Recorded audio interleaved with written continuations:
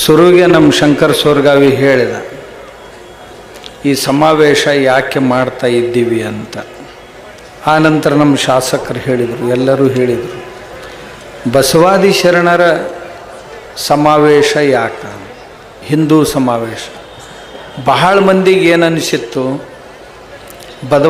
ಬಸವಾದಿ ಶರಣರಂದ್ರೆ ಹಿಂದೂಗಳಲ್ಲ ಅನ್ನುವಂಗೆ ಒಂದು ವಾತಾವರಣ ಕೆಲವು ಜನ ಮುಟ್ಟಾಳರು ಕೂಡ್ಕೊಂಡು ತಯಾರು ಮಾಡಿದ್ರು. ತಮ್ಮದೇ ಆದಂಥ ದಿನಾಲೂ ಅದನ್ನು ಸುಳ್ಳ ಮಾತಾಡಿ ಅದನ್ನೊಂದು ತಯಾರು ಮಾಡಿದ್ರು. ನಾವು ಯಾರೂ ಕೇಳ್ತಿದ್ದಿಲ್ಲ, ಹೀಗಾಗಿ ಅವ್ರು ಹಂಗೆ ಬಾರಿಸ್ಕೋತಾನೆ ಹೊಂಟಿದ್ರು. ಒಂದು ಸಾರಿ ಹೀಗೆ ಮಾಡೋದು ಸರಿಯಲ್ಲ, ನಮಗೆ ಅವ್ರ ಬಗ್ಗೆ ರೋಷ ಬಂದದ್ದು ಯಾವಾಗ ಅಂದ್ರೆ ಬಸವಣ್ಣವ್ರ ಹೆಸರು ಹೇಳಿಕೊಂಡು ಏನೋ ಕ್ಯಾಗಾಮತಿ ಮಾಡಕ್ಕೆ ಹೊಂಟಾರಲ್ಲ ಇವರು ಅಂತ. ಎಲ್ಲದಕ್ಕೂ ಬಸವಣ್ಣಂದೊಂದು ವಚನ ತಗೊಳ್ಳೋದು, ಏನಾರ ಹೇಳೋದು. ಬಸವಣ್ಣನ ವಚನ 1, ಇವರು 99. ಹಿಂಗೆ ಹಾಕಿ ಬಸವಣ್ಣವರನ್ನು ಅತಿ ಅಡ್ಡದಾರಿಗೆ ಎಳೆಯುವಂಥ ಕೆಲಸ ಮಾಡೋದನ್ನು ನೋಡಿ ಬ್ಯಾಸತ್ತು. ಇದೀಗ ಬಸನಗೌಡ್ರು ಹೇಳ್ದಂಗೆ ಬಸವಣ್ಣವ್ರ ಹೆಸರು ತಗೊಳ್ಳೋದು, ಹೇಳೋದು, ವೇದಗಳನ್ನು ಬಸವಣ್ಣ ವಿರೋಧ ಮಾಡಿದ ಅಂತ ಹೇಳೋದು,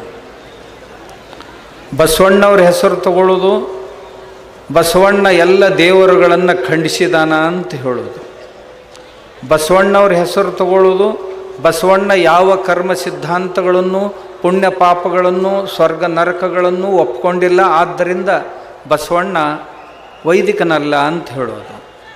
ಆಮೇಲೆ ಬಸವಣ್ಣ ಗುಡಿ ಸಂಸ್ಕೃತಿಯನ್ನು ಒಪ್ಕೊಂಡಿಲ್ಲ, ಆದ್ದರಿಂದ ಗುಡಿಗಳನ್ನು ಕೆಡಿಬಿಡಬೇಕು, ಯಾರೂ ಗಿಡಿಗೆ ಹೋಗಬಾರ್ದು ಅಂತ ಹೇಳೋದು.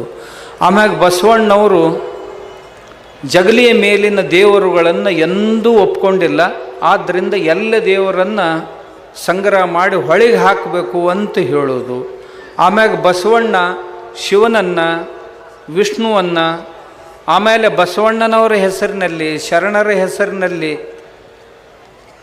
ರಾಮಾಯಣ ಮಹಾಭಾರತಗಳ ಮೇಲೆ ಹಾದರದ ಕತೆ, ಸೋದರರ ವಧೆ ಅನ್ನುವ ರೀತಿಯಲ್ಲಿ ಎಲ್ಲಿಯೋ ಒಂದೆರಡು ಪ್ರಾಸಂಗಿಕ ಮಾತುಗಳನ್ನು ತಗೊಂಡು ಬಂದು ಅದನ್ನು ಬಸವಣ್ಣವ್ರಿಗೆ ಶರಣರಿಗೆ ಹಚ್ಚಿ ಧರ್ಮ ಹಾಳು ಮಾಡೋದು.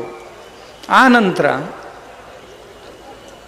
ಬಸವಣ್ಣವ್ರ ಹೆಸರು ಹೇಳಿಕೊಂಡು ಬಸವಣ್ಣವರು ನಿರ್ಗುಣ ನಿರಾಕಾರವನ್ನು ಒಪ್ಕೊಂಡಿದ್ರು.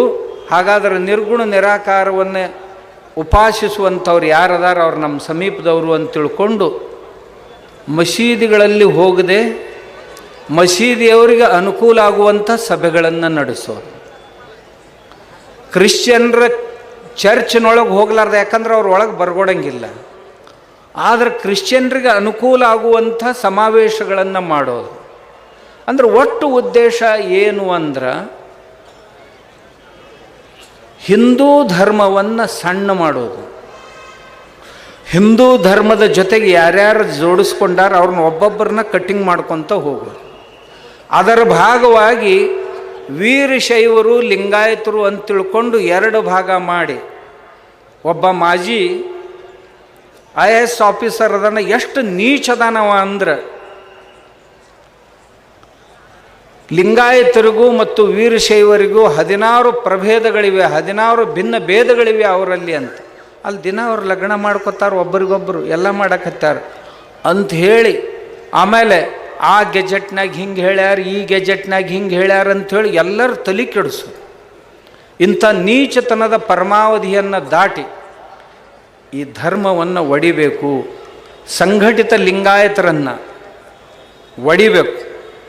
ಇವ್ರನ್ನ ಒಡೆದಿಲ್ಲಾರ್ದ ಮತ್ತೊಬ್ಬರು ನಮಗೆ ರಾಜ್ಯ ಆಳಕ್ಕೆ ಬರಂಗಿಲ್ಲ ಅನ್ನುವಂಥ ದುಷ್ಟ ಉದ್ದೇಶದಿಂದ ಇವತ್ತೇನು ಗದ್ದಿಗೆ ಮೇಲೆ ಕುಂತಂಥವ್ರು ಅದಾರ, ಇವರ ಅಡಿಯಾಳಾಗಿ ನಮ್ಮವರ, ನಮ್ಮ ಸಮೀಪದವರ, ನಮ್ಮ ಸಮಾಜವನ್ನು ಒಡೆಯುವಂಥ ನೀಚ ಕಾರ್ಯವನ್ನು ಮಾಡಲಿಕ್ಕೆ ಹೊರಟಿದ್ರು. ಇದೆಲ್ಲ ಮಾಡೋರಿಗೆ ಹಿಂಗೆ ಯಾಕೆ ಮಾಡ್ತಿರೋ, ಮಾಡಬೇಡ್ರಿ ಅಂತ ನಾ ಬೈದೆ. ನಾ ಯಾಕೆ ಬೈದೆ ಅನ್ನೋದನ್ನು ಎಲ್ಲರೂ ಹೇಳಿದರು. ಯಾಕೆ ಬೈದೆ ಅನ್ನೋದನ್ನು ಹೇಳಿದ್ರು.